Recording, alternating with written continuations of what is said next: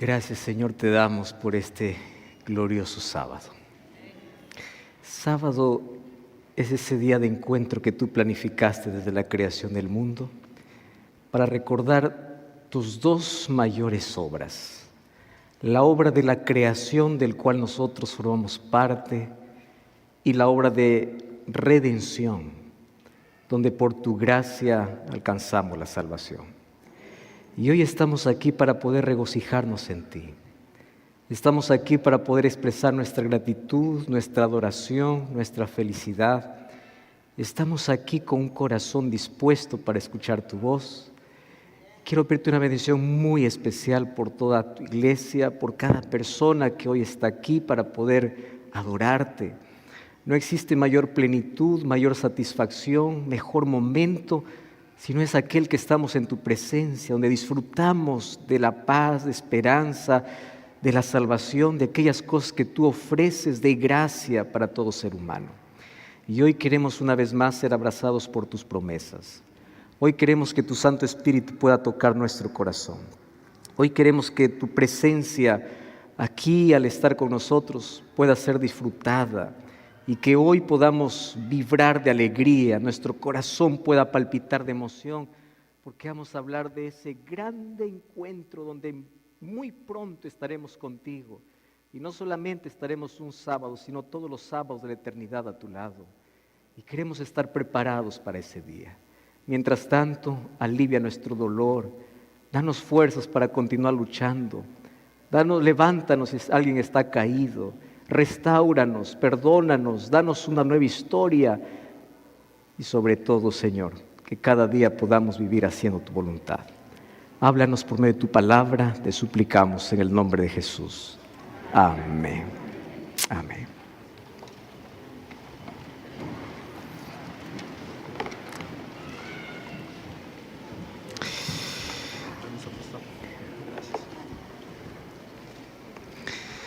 Querida iglesia, un feliz sábado. Me alegra poder hoy estar aquí nuevamente en este sábado, ahora disfrutando de tanta bendición. Sábado para nosotros es tan especial porque fue Dios mismo quien separó este día para poder experimentar cada semana un poquito de lo que será la eternidad. Aquí es donde olvidamos nuestros problemas, nuestra tristeza, nuestro dolor, nuestras inquietudes y nos concentramos en la palabra de Dios. Y cada vez que abrimos la Biblia encontramos en ella esperanza, encontramos fortaleza.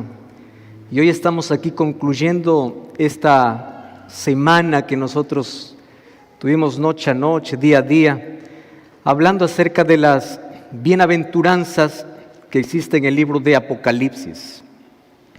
Y ahí descubrimos que en Apocalipsis hay 7 bienaventuranzas.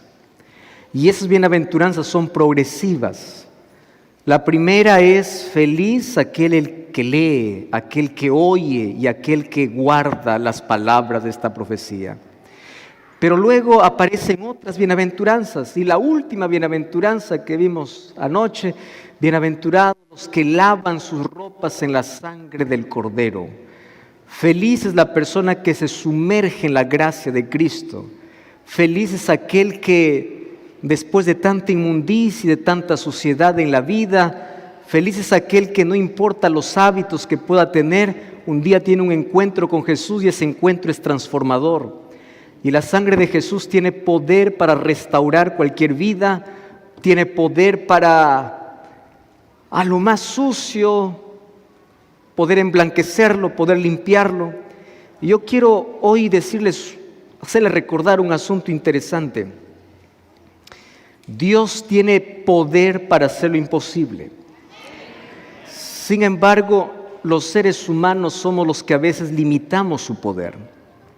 ¿Y cómo el ser humano puede limitar el poder de Dios? Dios nos dio a todos libertad, la libertad de elegir. Dios tiene poder para hacer lo imposible, pero el ser humano con su libertad puede impedir que Dios haga, que Dios realice. Dios puede transformar cualquier vida. No importa la vida más quebrada, Dios las puede restaurar. Alguien que dice mi vida está destruida, está quebrada, Dios puede juntar los pedazos de vida y hacer la mayor obra de arte, porque ese es el Dios que tenemos. Dios tiene poder para transformar el corazón más oscurecido por el pecado. Pero quiero que entiendas algo. Tenemos que escuchar la voz de Dios. Y cuando vamos a Dios, Él nos acepta como llegamos, pero jamás nos deja como estamos. Tú puedes ir a Jesús con tu vicio, con tu vida, con tus problemas. Tú puedes ir a Jesús con tus complejos, puedes ir a Jesús con tus traumas, puedes ir a Jesús con lo peor que puedas cargar en la vida, y Él te acepta como llegas, pero no creas que vas a quedar así. Ya descubrimos que Él nos reviste, Él nos transforma, Él va limpiando y Él nos prepara para que un día podamos disfrutar con Él por la eternidad. Y hoy vamos al libro de Apocalipsis, vamos al último versículo de la Biblia, Apocalipsis capítulo 22. Apocalipsis capítulo 22, vamos a leer el versículo 20. Apocalipsis 22, 20. Y como siempre vamos a leer todos juntos. Queremos leer con fuerza este texto, con alegría este texto, porque aquí está nuestra razón por el cual hacemos lo que hacemos y somos lo que somos. Si la vida no tiene el propósito de encontrarse con Jesús, entonces ¿para qué más puede uno vivir? Porque todo lo que uno puede alcanzar en la vida se pierde, todo lo que puedes lograr se acaba. Las mejores cosas de la vida se quiebran, las cosas tienen fecha de vencimiento, todas las cosas pueden acabarse, pero si algo que nunca se acaba es tu fe y tu esperanza en que Jesús vendrá para hacer nuevas todas las cosas. Y el versículo 20 vamos a leerlo todos juntos y dice así: el que da testimonio de estas cosas dice, ciertamente vengo en breve. Muy bien, yo voy a leer hasta ahí y ustedes van a terminar el texto, pero lo van a hacer con toda fuerza y con toda convicción. Yo voy a leer la primera parte. El que da testimonio de estas cosas dice, ciertamente vengo en breve. Qué lindo. ¿Quién es el que da testimonio de todas estas cosas? Es Cristo. El primer versículo de Apocalipsis dice la revelación de Jesús. Y en Apocalipsis encontramos que se revela Jesús de diferentes maneras. Se revela como el sacrificio perfecto, se revela como el sacerdote perfecto y se revela como el rey perfecto. Hay varios símbolos para Jesús. Jesús aparece como el Cordero, aparece como luz, aparece como el novio, aparece como el esposo. Jesús aparece como el pastor. Jesús aparece con más de 30 títulos. Jesús es mostrado en su esplendor. Y cuando llegamos a Apocalipsis encontramos que como todos los libros del Antiguo Testamento fuesen pequeños ríos que desembocan en ese océano de preciosura, de esperanza, llamado Apocalipsis, la revelación de Jesús. Hay muchas personas que piensan que Apocalipsis es un libro de monstruos, de bestias, y aunque en Apocalipsis encontramos dos bestias que son poderes que se levantan en contra de Dios, aunque en Apocalipsis encontramos dos pueblos luchando, aunque en Apocalipsis encontramos símbolos, quien es revelado es Jesucristo. Y cuando Jesucristo es revelado, Él trae esperanza, Él trae vida, trae restauración. Si tú sacas a Jesús de Apocalipsis, Apocalipsis será un libro de terror. Pero si tú colocas a Jesús en Apocalipsis, Apocalipsis será un libro de esperanza. ¿Y cómo concluye Apocalipsis? A mí me encanta porque la Biblia pudo haber concluido de cualquier otra manera. Pero me encanta porque la conclusión de la Biblia es un tema, la venida de Jesús. La razón de ser del cristiano es la venida de Jesús. Si tú haces lo que haces sin esperar a Jesús, de nada sirve. Por eso es que nos llamamos adventistas.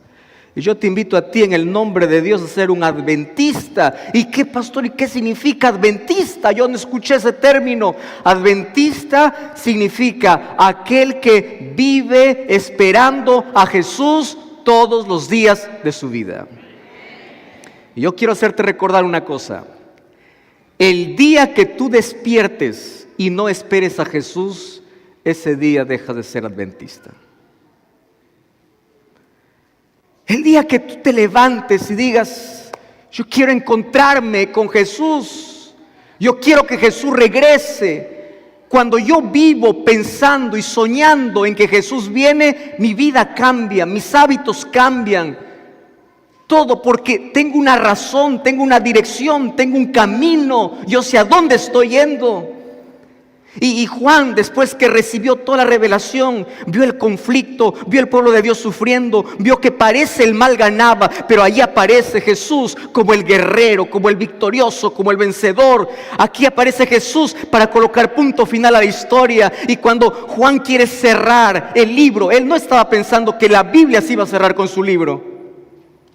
Pero mira cómo el Espíritu Santo guió para que la Biblia pueda cerrarse con la revelación que dio a Juan allí en la isla de Patmos. Y él, cuando quiere concluir, Juan pudo haber escrito cualquier otra cosa, pero él quiere dejar un asunto claro en tu mente, y el asunto es: Jesús vuelve. No quiero que olvides que Él vuelve. Y Él dice, el que da testimonio de estas cosas, dice, ciertamente vengo en breve. Y Él se emociona y dice, amén, sí, ven Señor Jesús. Y yo les hago la pregunta, ¿cuál es la última palabra que aparece en Apocalipsis? La gracia de Jesús esté con vosotros. Y termina la Biblia diciendo, amén. Dos cosas: Jesús vuelve. Y mientras Él no viene, la gracia del Señor te sustenta. Que la gracia de Jesús sea con todos. Y acabó. Eso es todo lo que necesitamos. Porque por gracia somos salvos. No por lo que hagamos, no por los títulos que acumulemos, por el dinero, por las obras buenas. Somos salvos únicamente por la gracia. Nuestro derecho a entrar al reino de los cielos no será nuestra bondad, no será nuestra obediencia. Aunque la obediencia es un fruto de nuestro amor, nuestro derecho para entrar al cielo es la gracia del Señor. Y el tema de la venida de Jesús es el tema principal. Tanto así que Apocalipsis 1 comienza diciendo, he aquí Él viene en las nubes y todo ojo lo verá. ¿Y ustedes saben cómo termina ese texto? Ese texto termina así, sí, amén. Y uno dice, ¿por qué dice primero sí y después amén? Es que ahí Juan está escribiendo en dos idiomas. Está escribiendo en griego y en hebreo. Sí lo escribe en griego, naí. Amén lo escribe en hebreo. Amén es una palabra hebrea. Y amén, ¿qué cosa significa? Sí realmente viene. O sea, no existe probabilidad. Esta es una realidad. Jesús viene. Sí viene. El último tema que quiere tocar es, ¿para qué viene?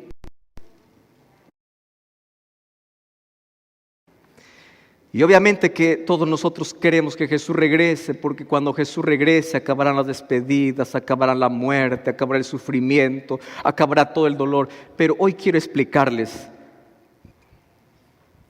la razón principal por la cual Jesús viene.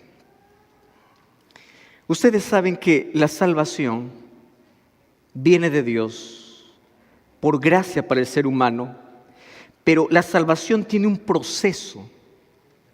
Y yo quiero que en esta mañana ustedes puedan entender cuál es el proceso de la salvación.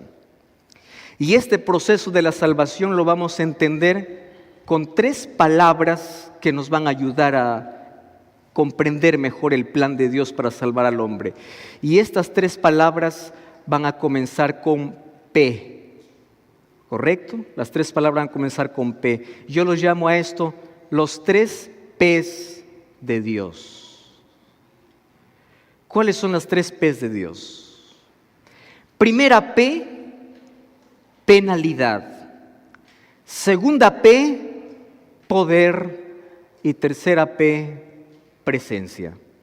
Yo quiero que ustedes primero puedan repetir esas palabras y luego les explico cada una de ellas. ¿Cuál es la primera P? Penalidad.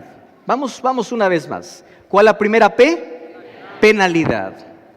¿Cuál es la segunda P? Poder. ¿Y cuál es la tercera P? Presencia. Pastor, a ver, ahora explíquenos de qué se trata esto. Bueno,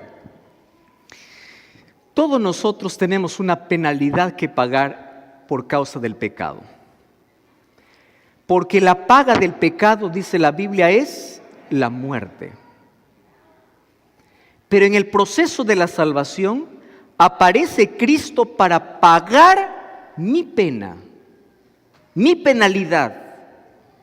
Aparece Jesús como mi restaurador para colocarse en mi lugar. Y Él dice, tú mereces morir, pero yo voy a morir en tu lugar. O sea, la penalidad, la paga del pecado, yo lo pago. Porque si el pecado te condena a la muerte, yo me pongo en tu lugar para que yo pueda darte vida. Y la penalidad del pecado, Cristo lo pagó por todos. Cristo en la cruz pagó la pena por toda la humanidad. Entonces ahí viene la pregunta, si Cristo murió por todos, ¿por qué no todos se salvan?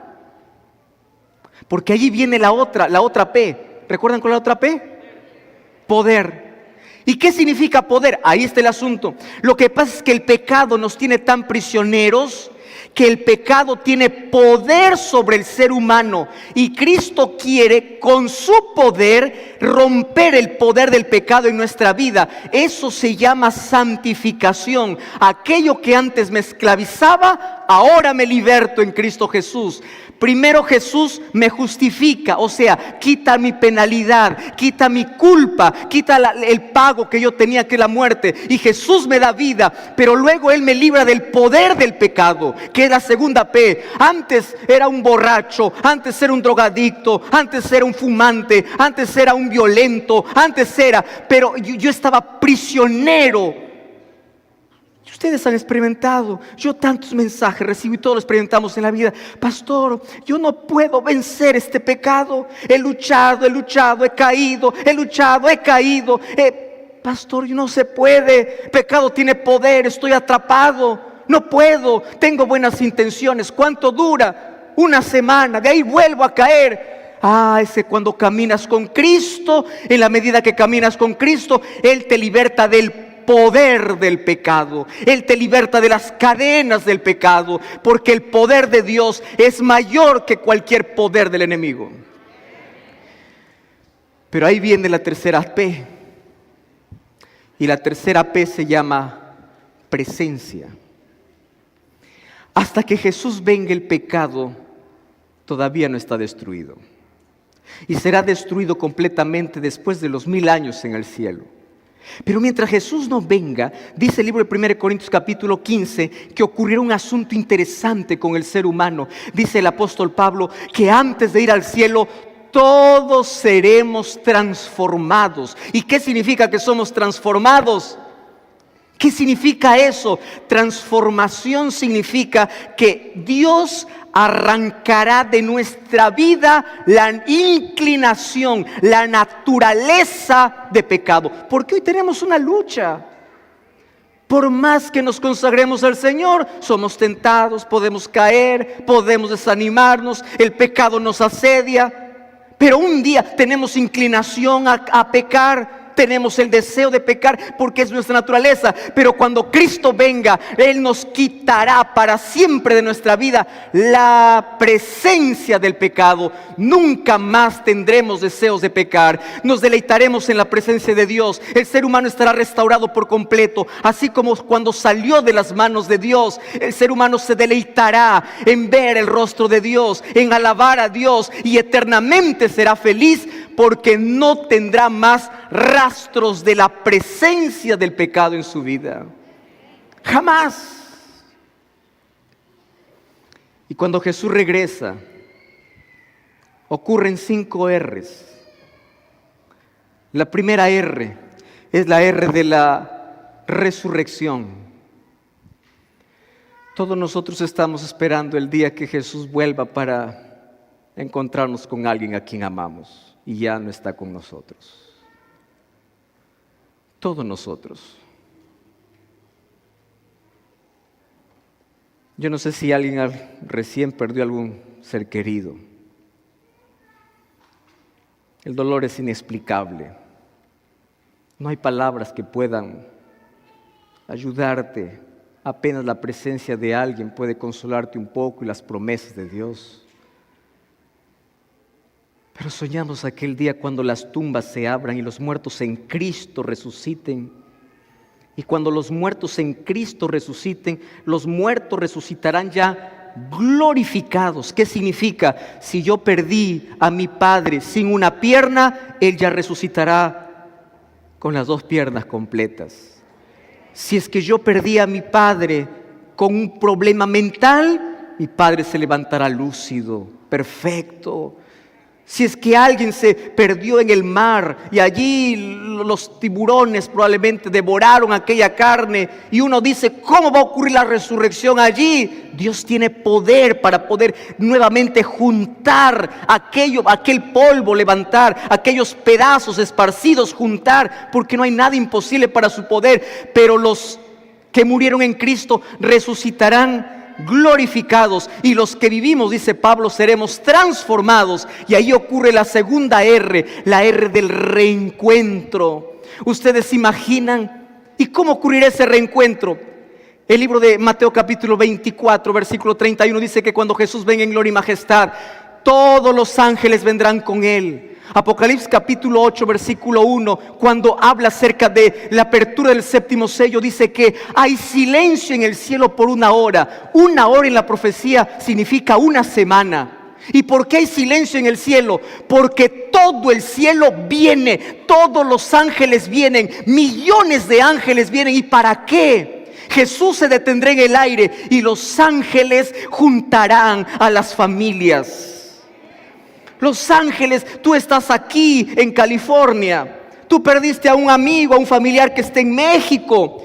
Yo estoy en Brasil, yo perdí a mi padre y él murió en Perú, y tú estás en este continente, y en el otro continente está tu hijo en una sepultura. Pero cuando los ángeles vengan y las tumbas se abran, ellos llevarán al encuentro. Ahí estará la familia reunida una vez más, para nunca más separarse.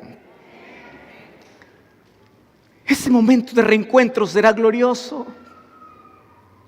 Y juntos nos elevaremos para el mayor encuentro que será con Jesús en el aire.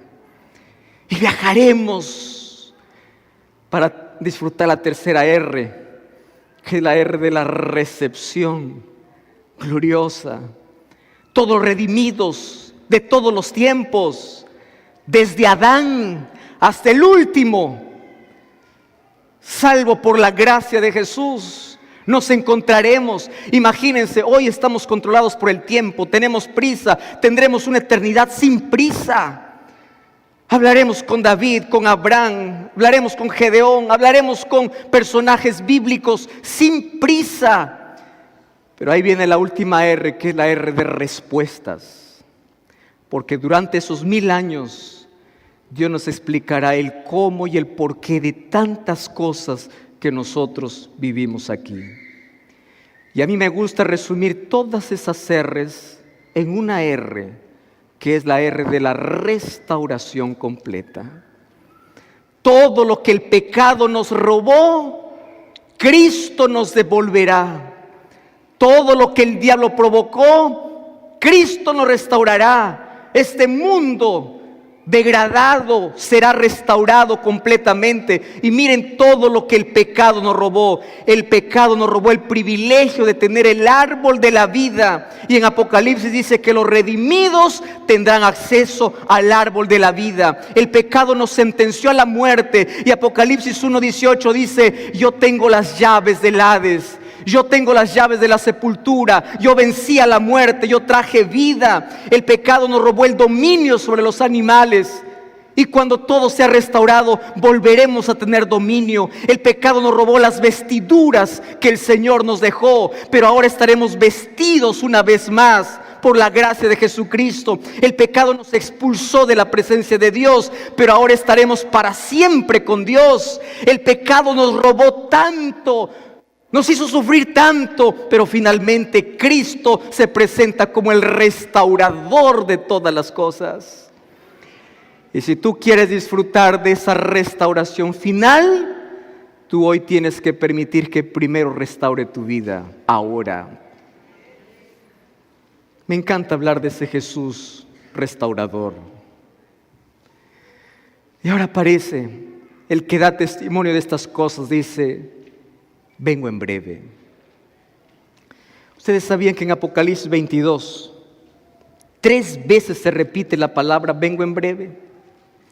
En el versículo 7 dice: he aquí, vengo pronto. En el versículo 12 dice: he aquí, vengo pronto. Y en el versículo 20 dice: vengo en breve. ¿Por qué tanto énfasis en la venida de Jesús? Déjenme explicarles por qué ese énfasis en la venida de Jesús. Porque cuando Él venga, aunque Él dio su vida por todos, no todos irán con Él. Y la Biblia dice que después de que Jesús regrese, llevará a los redimidos al cielo por 1000 años. Y algo curioso ocurre después de los 1000 años. Después de los 1000 años, Jesús vuelve con la nueva Jerusalén y con todos redimidos nuevamente a la tierra. Yo voy a pedir que, si puedan colocar ahí una imagen para poder explicar un poquito mejor. Y saben, cuando Jesús regrese una vez más, la Biblia dice que habrá una segunda resurrección. Y esta es la resurrección de los impíos. Aquellos que no resucitaron cuando Jesús volvió por segunda vez, resucitarán después de los 1000 años que los redimidos pasaron en el cielo. Y yo quiero que tú puedas ver esta imagen que está aquí en la pantalla. Y quiero que puedas fijarte en algunos detalles. Dice Apocalipsis que aquellos que están perdidos son como la arena del mar. Millones y millones y millones de personas. ¿Y cuántos están en la santa ciudad? Solo un poco.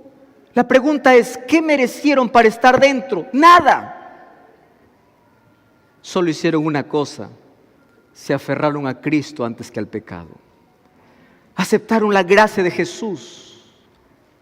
Eso es todo. Ahora, los millones que están afuera y los pocos que están adentro se verán por última vez y nunca más se verán.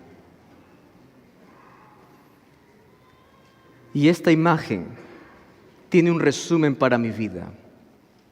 ¿Saben cuál es el resumen? La pregunta es: ¿dónde estoy? ¿Dentro o fuera? No hay una tercera opción.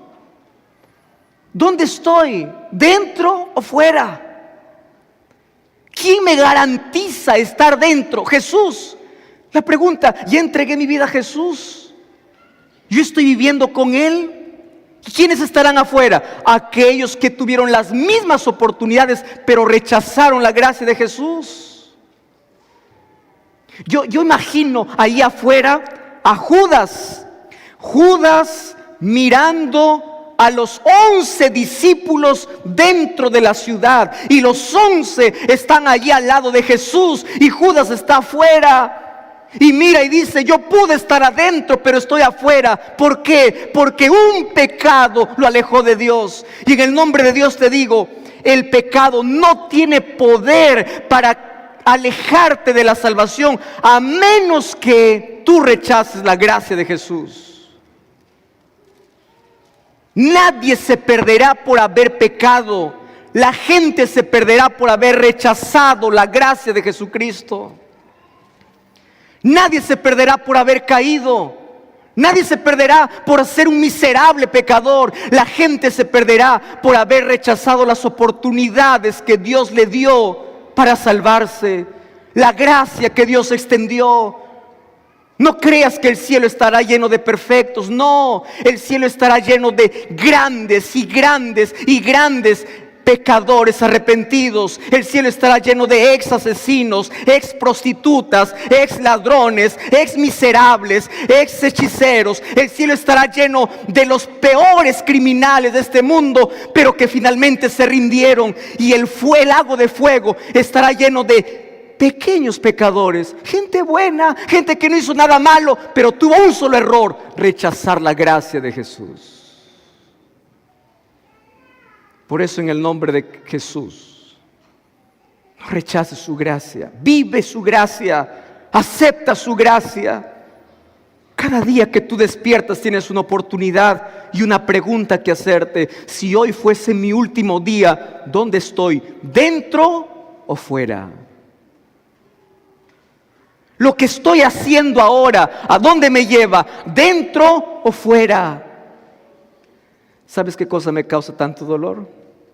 Solo imaginar que muchas mamás mirarán de dentro de la ciudad a sus hijos fuera. O que muchos hijos que están dentro de la ciudad verán a sus padres fuera. Que muchos amigos, muchos conocidos, muchos familiares los veremos por última vez fuera.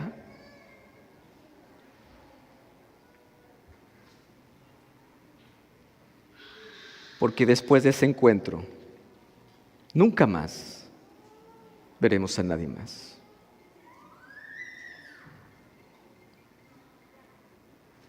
Déjame hacerte una pregunta.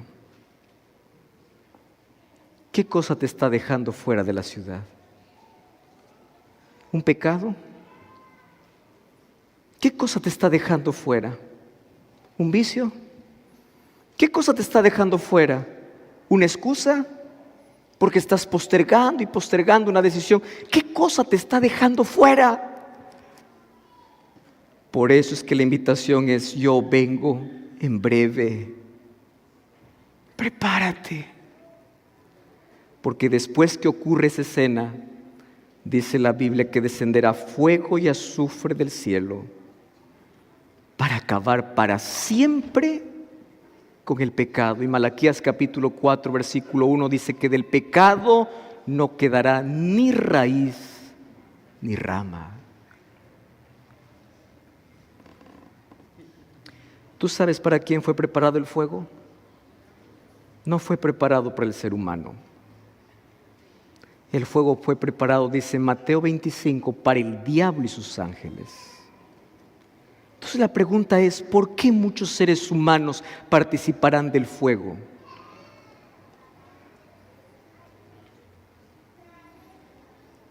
Porque estar dentro, estar afuera es una decisión. Una decisión. Aquellos que se van al cielo cometieron los mismos pecados que aquellos que están afuera. Aquellos que están en el cielo fueron tan imperfectos como aquellos que están afuera. Pero ¿por qué un grupo de pecadores se fue y otro grupo no se fue? Porque aquel grupo de pecadores que se fue, en lugar de aferrarse al pecado, se aferraron a Cristo. Y Cristo los fue transformando. Cristo los fue limpiando. Cristo los fue perdonando. ¿A qué te estás aferrando? ¿Dónde está aferrada tu vida? ¿Cuál es el centro de tu vida? ¿Es la gracia de Cristo? ¿Es Jesús? Mis queridos, la vida es corta, muy corta, pero es suficiente para hacer tres cosas: amar, servir y decidir dónde vamos a estar, dentro o fuera. ¿Saben qué cosa es lo que hoy me emociona.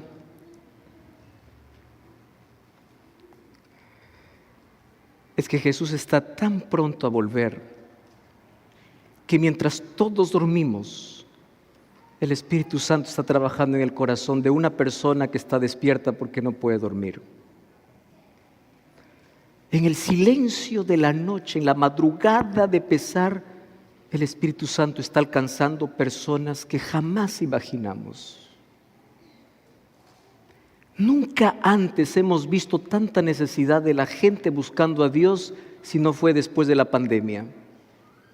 Y la pandemia pudo habernos traído tanto dolor y tanto pesar, pero la pandemia también es un mensaje para decir que el ser humano es frágil, que el dinero no soluciona todo, que el poder no soluciona todo, pero sobre todo esta pandemia nos ayudó para que el Espíritu Santo pueda sensibilizar el corazón más duro.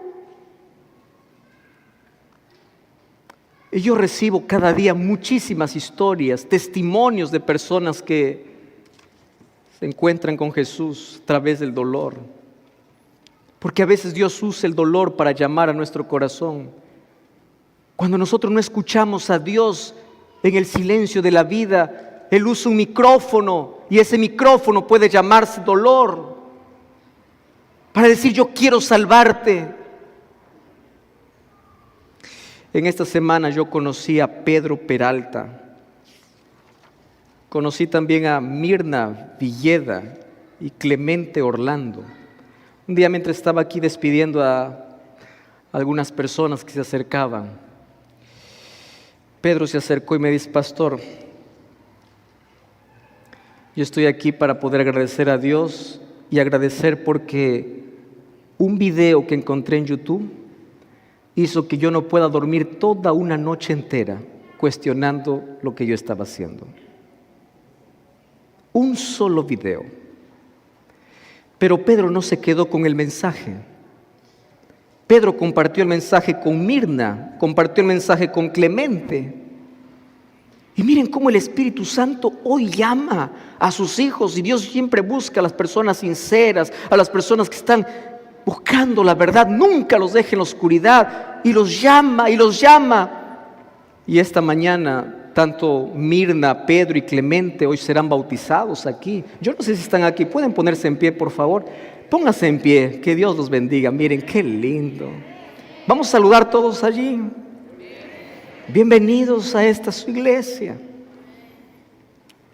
Bienvenidos al pueblo de Dios. Que Dios los bendiga. Gracias. Y así como ellos hay tantas otras historias. Y tú que estás allí sentado en tu cuarto, tú que estás ahí en tu sala, de esto la pregunta es: ¿qué te está impidiendo para poder entregarte a Jesús? ¿Cuántas oportunidades ya has tenido en la vida? ¿Qué cosas están amarrando? ¿A qué te estás aferrando? El Espíritu de Dios está trabajando en ti. Sí, te estoy hablando, tú que estás ahí en tu cuarto, tú que estás ahí en la sala, estás sentado y estuviste buscando en Facebook o en YouTube y allí te quedaste en esa transmisión. El Espíritu Santo también está trabajando en ti y te está buscando a ti y quiere restaurar tu vida. ¿Y hasta cuándo tú vas a esperar? Un día